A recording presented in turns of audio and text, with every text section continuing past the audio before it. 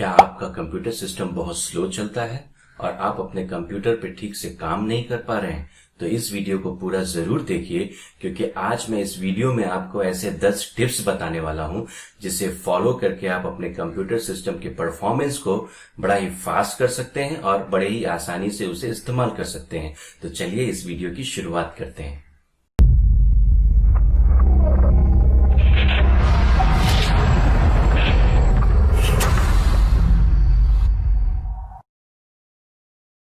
Hello friends, मैं हूं आपका दोस्त सरफराज और आप देख रहे हैं टेकी सरफू चैनल। इस चैनल में मैं आप लोगों के लिए text related tips and tricks के वीडियोस लेकर आता रहता हूं और साथ ही साथ एजुकेशनल ट्यूटोरियल्स भी लेकर आता रहता हूं। अगर आप इस चैनल पे पहली बार आए हो तो जल्दी से इस चैनल को सब्सक्राइब कीजिए और साथ ही साथ नोटिफिकेशन बेल में ऑल दबाइए ताकि आपको मेरे लेटेस्ट वीडियोस के अपडेट्स मिलते रहें। तो जैसा कि मैंने आप लोगों को पहले बताया कि मैं इस वीडियो में आप लोगों को ऐसे 10 टिप्स देने वाला हूं जिसे फॉलो करके आप अपने सिस्टम के परफॉर्मेंस को बड़ा ही फास्ट कर सकते हैं और अपने सिस्टम को बड़े ही आसानी से इस्तेमाल कर सकते हैं। तो चलिए मेरे कंप्यूटर के स्क्रीन पर मैं दिखाता हूं वो 10 टिप्स क्या है। तो मैं आ गया हूं अपने कंप्यूटर के स्क्रीन पर। तो सबसे पहला टिप्स जो है वो है प्रीफेच, जो कि आपको रन में जाना होगा, जिसके लिए आपको विंडो की प्लस R प्रेस करना होगा। तो आप रन डायलॉग बॉक्स में आ जाइएगा और यहां पर आपको प्रीफेच टाइप करना है, PREFETCH,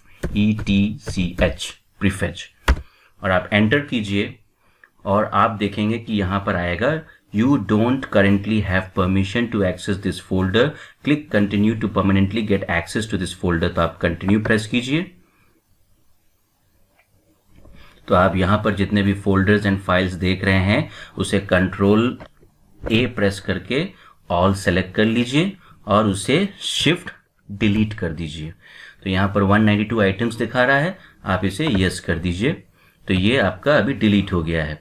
तो ये जो भी मतलब आपका फोल्डर्स एंड फाइल्स ये प्रीफेच फोल्डर के अंदर क्रिएट होता है, ये उतना इम्पॉर्टेंट नहीं होता है। आप जब कंप्यूटर में कुछ सेव करते हैं तो उस वक्त क्या होता है कि कुछ फाइल्स या फोल्डर्स ऑटोमेटिकली क्रिएट हो जाते हैं, तो उसकी हमें कोई भी ज़रूरत नहीं है। ये सिस्टम को स्लो करता है, तो इसलिए हमें प्रीफेच को डिलीट कर देना है।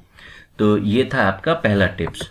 दूसरा टिप आपका होगा रन में जाकर आपको यहाँ पर %temp% टाइप करना होगा।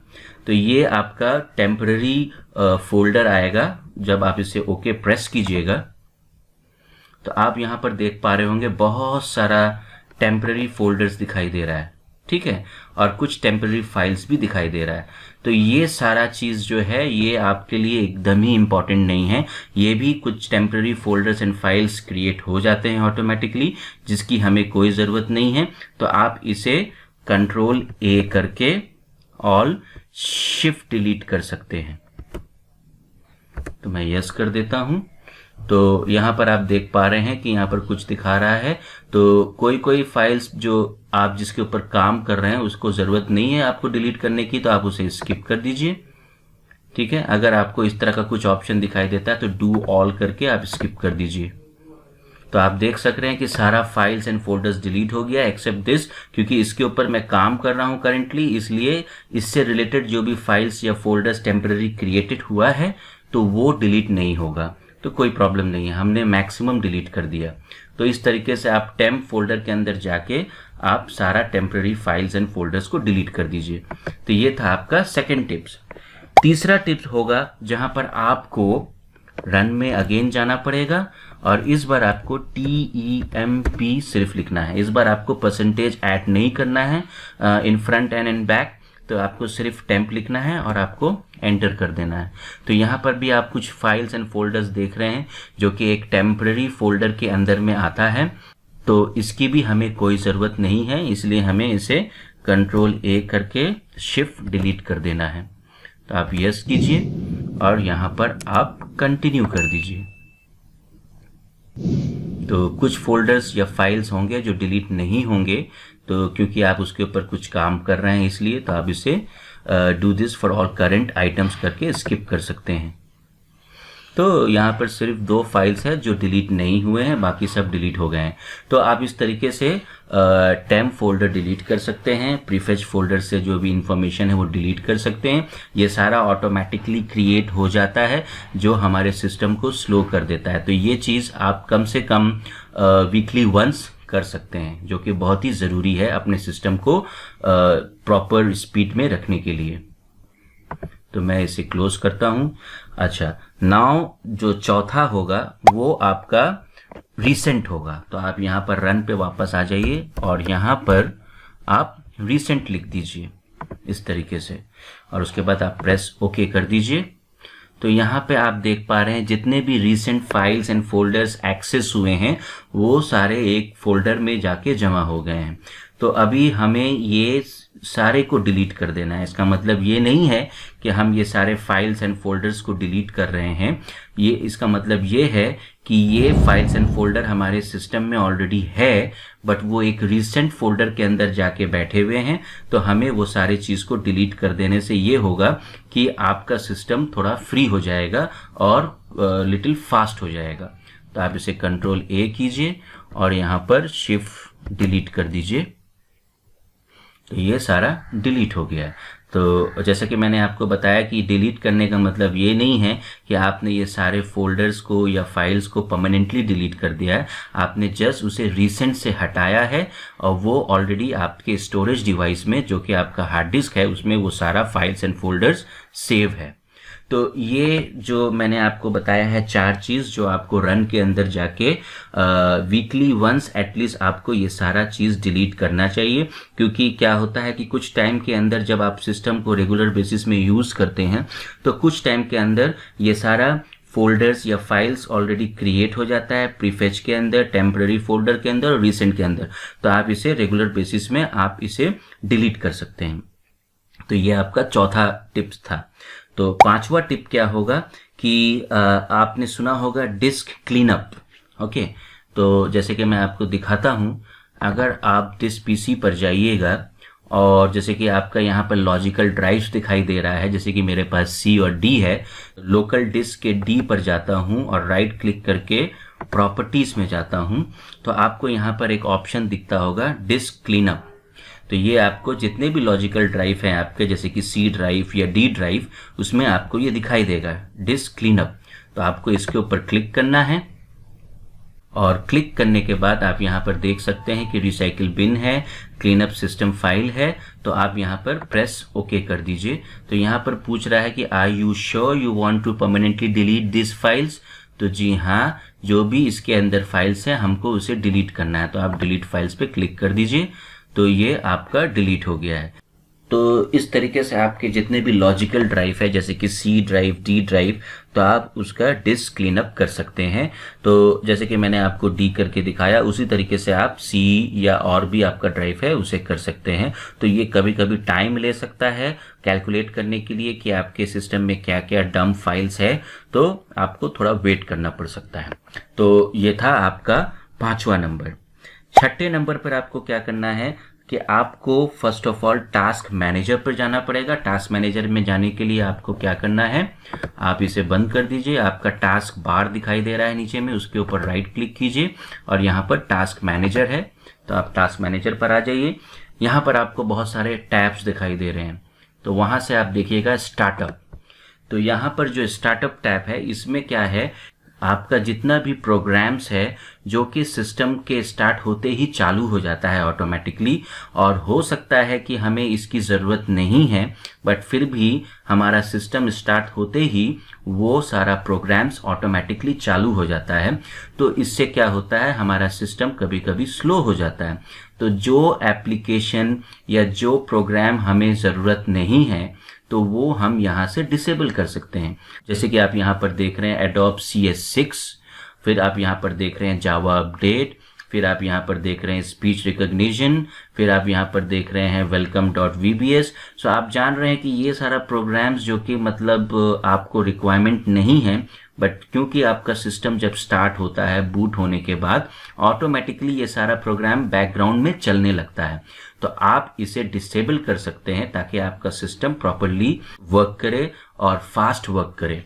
तो आप क्या कर सकते हैं, आप यहाँ पर जैसे कि ये प्रोग्राम आपको अभी नहीं चाहिए, बट ये क्योंकि एनेबल्ड है, ये ऑलरेडी स्टार्ट हो जाता है, तो आप इसे राइट क्लिक कीजिए और आप इसे डिसेबल कर दीजिए।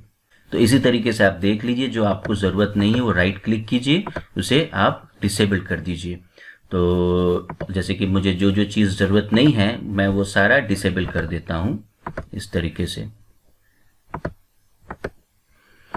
तो ये सारा चीज़ मुझे ज़रूरत नहीं है, बट ये क्योंकि हमारे सिस्टम के स्टार्ट होते ही ऑटोमेटिकली स्टार्ट हो जाता है, जिसकी हमें कोई ज़रूरत नहीं है, तो हम इसे डिसेबल करके रख सकते हैं इस तरीके से।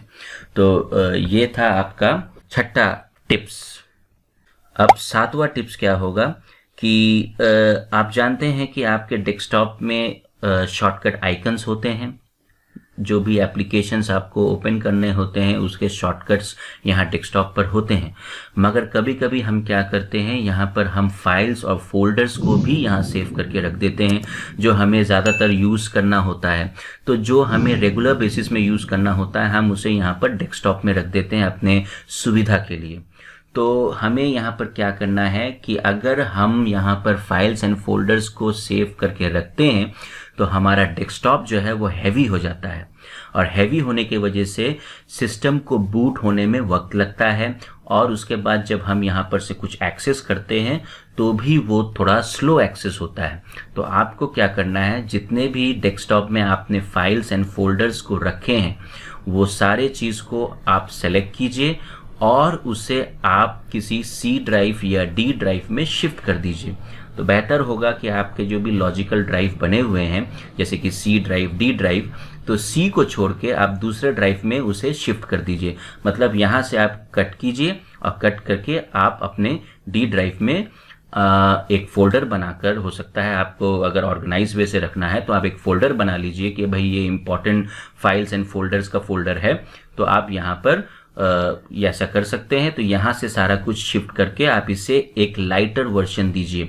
डेस्कटॉप को कभी भी आप देखिए कि डेस्कटॉप में आपका जितना भी एक्स्ट्रा फाइल्स एंड फोल्डर्स है वो नहीं होना चाहिए। उसे आप उठाकर, अगर आपने रखा था तो उसे उठाकर आप शिफ्ट कर दीजिए अपने डी ड्राइव में, ताकि आपका डेस्कटॉप एक लाइटर वर्जन रहे।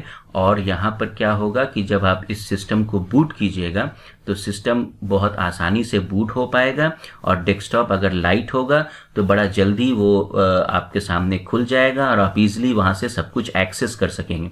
तो ध्यान रखिए, आपको समझ में आना चाहिए कि आप जैसा कि यहाँ पर ये जैसे एरो देख रहे हैं, तो ये एरो आपको बताता है कि ये एक एप्लीकेशन का शॉर्टकट है, बट इसमें एरो नहीं है, इसमें एरो नहीं है। और बाकी ये सब फाइल्स जो आप देख पा रहे हैं ये सब में एरो नहीं है, तो आपको ये सारा चीज़ को यहाँ से शिफ्ट कर देना होगा। तो जिसमें एरो आप देख रहे हैं तो ये एक एप्लीकेशन का शॉर्टकट है, तो इसे आप रखिए ज़रूर, क्योंकि ये आपके लिए बहुत ही हेल्पफुल होगा जब आपको ये एक्सेस करना है। बट अदर देन एप्लीकेशन आपको फाइल्स एंड फोल्डर्स को यहाँ से रिमूव करना होगा ताकि आपका डेस्कटॉप लाइटर हो जाए। तो ये था आपका 7वां टिप्स।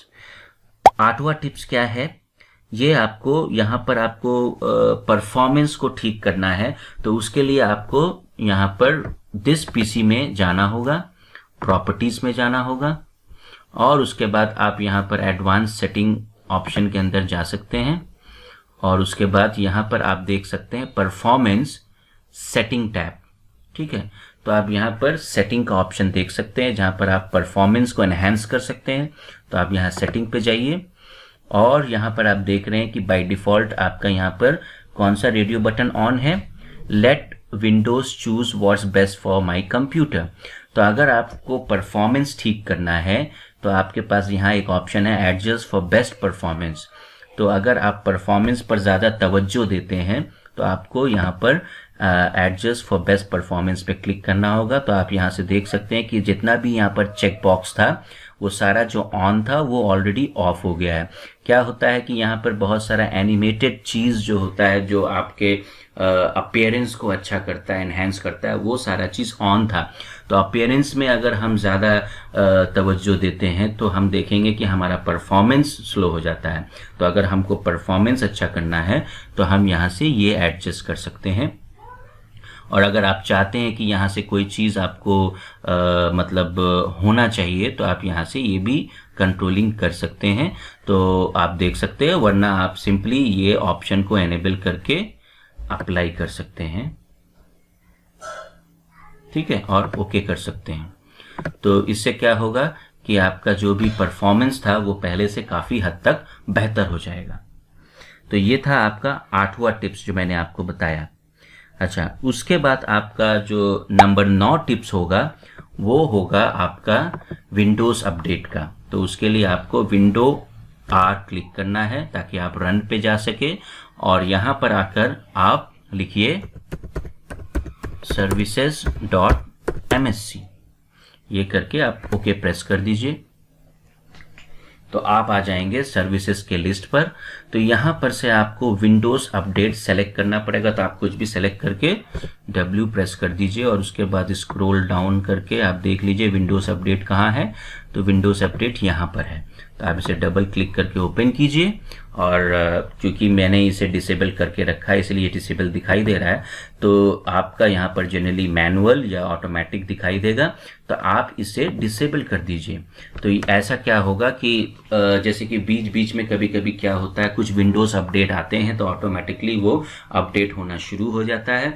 तो आपको क्या करना है, इसे डिसेबल करके रखना है। इससे ये होगा कि आपका सिस्टम जो है वो अननेसेसरीली ऑटोमेटिकली अपडेट नहीं होगा, और अगर आपको अपडेट करना है किसी वजह से तो आप उसे मैन्युअली अपडेट कर सकते हैं। तो ऑटोमेटिकली अपडेट ऑप्शन आप यहाँ से डिसेबल कर सकते हैं। इस तरीके से करके आप अप्लाई ओके कर दीजिए। तो अभी आपका विंडोज़ ऑटोमेटिकली अपडेट नहीं होगा। तो इससे क्या होगा, आपका सिस्टम फास्ट चलेगा। अगर बाय चांस अगर ये ऑन होता है तो कभी कभी बैकग्राउंड में विंडोज़ अपडेट चलने लगता है, जिस वजह से सिस्टम ऑटोमेटिकली स्लो होने लगता है, और आप जो भी काम कर रहे हैं देखिएगा कि उसका परफॉर्मेंस काफ़ी स्लो हो जाता है। तो ये टिप्स बहुत इंपॉर्टेंट है, आप इसे डिसेबल करके रखिए। मगर जब आपको लगता है कि आपके विंडोज़ को अपडेट चाहिए तो आप इसे एनेबल कर दीजिए। उसके बाद अपडेट करने के बाद इसे वापस डिसेबल कर दीजिए। तो ये बेहतर ऑप्शन होगा। नंबर 10 है डीफ्रैगमेंट। ओके, तो आपने सुना होगा defragment and optimise your drive, ठीक है। तो उसके लिए आप ये सर्च कर सकते हैं। आप यहाँ पर सर्च में जाइए और यहाँ पर आप दे दीजिए डीफ्रैगमेंट। आप जैसे ही लिखिएगा तो आप यहाँ पर देखिएगा defragment and optimise your drive आ जाएगा। तो आप इसे क्लिक कर दीजिए। तो आप यहाँ पर देख सकते हैं आपके जितने भी लॉजिकल ड्राइव्स हैं वो यहाँ पर दिखाई देंगे। तो आपको क्या करना है, जैसे कि मैं आपको डी में करके दिखाता हूँ। तो सबसे पहले तो आपको ये एनालाइज्ड करना होगा। तो आप यहाँ से एनालाइज कर लीजिए, ठीक है। तो यहाँ पर 0% फ्रेगमेंटेड दिखा रहा है। फ्रेगमेंटेड मतलब क्या होता है, जब आप अपने सिस्टम में डेटा सेव करते हैं, कुछ डेटा स्टोर करते हैं, फिर कभी कभी आप डेटा डिलीट करते हैं, तो ये रेगुलर बेसिस में चलता रहता है। कभी ऐड करते हैं, कभी डिलीट करते हैं। तो इससे क्या होता है ना कि जो आपका स्टोरेज डिवाइस है, जैसे कि आपका हार्ड डिस्क, तो वहाँ पर डेटा जो होता है फ्रेगमेंटेड हो जाता है। और फ्रेगमेंटेड होने की वजह से क्या होता है कि वो पूरा जगह लेके बैठ जाता है, ठीक है। तो वो स्पेस आपको अगर चाहिए, अगर वो स्पेस आप एक्सेस करना चाहते हैं प्रॉपरली, तो आप उसे डीफ्रैगमेंट कर दीजिए। डीफ्रैगमेंट करने से क्या होगा कि बीच में जो जो स्पेस हार्ड डिस्क में है तो वो सारा कुछ आराम से डीफ्रैगमेंट हो जाता है और आपको एक्स्ट्रा स्पेस क्रिएट करके देता है। तो एक्चुअली वो स्पेस ऑलरेडी होता है, मगर क्योंकि आपका फाइल्स फ्रेगमेंटेड फॉर्म में हो जाता है, जिस वजह से वो स्पेस यूटिलाइज हम नहीं कर पाते हैं। तो अगर आप उसे डीफ्रैगमेंट करिएगा तो आप एक्स्ट्रा स्पेस जो आपका वहाँ पर है उसको आप यूटिलाइज कर सकते हैं, ठीक है। तो इसके लिए आपको डीफ्रैगमेंट करना बहुत ज़रूरी है। ऐसा करने से आप देखिएगा कि आपका सिस्टम भी फास्ट चल रहा है और स्पेस आपको काफ़ी मिलेगा जहाँ पर आप कुछ और डेटा सेव कर सकते हैं। तो इस तरीके से आप पहले एनालाइज कीजिए और उसके बाद आप उसे ऑप्टिमाइज कीजिए। तो इस तरीके से आप ऑप्टिमाइज कीजिए तो ये 100% हो जाएगा। तो देखिए ये अभी आपका डीफ्रेगमेंट हो चुका है। इसी तरीके से आप जितने भी आपके ड्राइव है उसे सेलेक्ट करके एनालाइज करके ऑप्टिमाइज कर दीजिए। इससे ये होगा कि आपके सिस्टम में जो भी स्पेस यूटिलाइज नहीं हो पा रहा है आपके हार्ड डिस्क का, वो प्रॉपर्ली आप यूटिलाइज कर सकते हैं और अपने सिस्टम को फास्ट बना सकते हैं। ये सारा कुछ करने के बाद आपको फाइनली अपने सिस्टम को रीस्टार्ट करना होगा।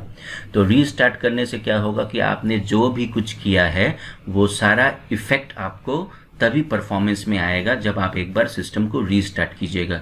तो ध्यान रखिए रीस्टार्ट करना बहुत ही ज़रूरी है, क्योंकि मैंने देखा है कि कई लोग ने ऐसा कंप्लेन किया है कि ये सारा कुछ करने के बाद भी उनको डिफरेंस समझ में नहीं आता है, क्योंकि आपने उसे रीस्टार्ट नहीं किया।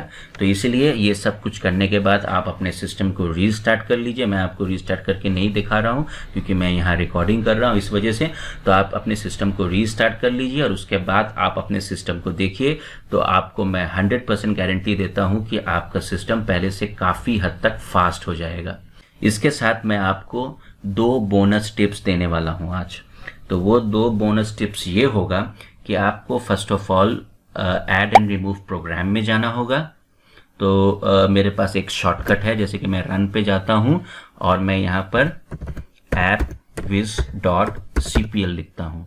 तो अगर आप ये भी लिखते हैं तो आप directly add and remove program में जा सकते हैं, जो कि आपको कंट्रोल पैनल के अंदर मिलता है। तो मैं डायरेक्टली चला जाता हूँ इस तरीके से।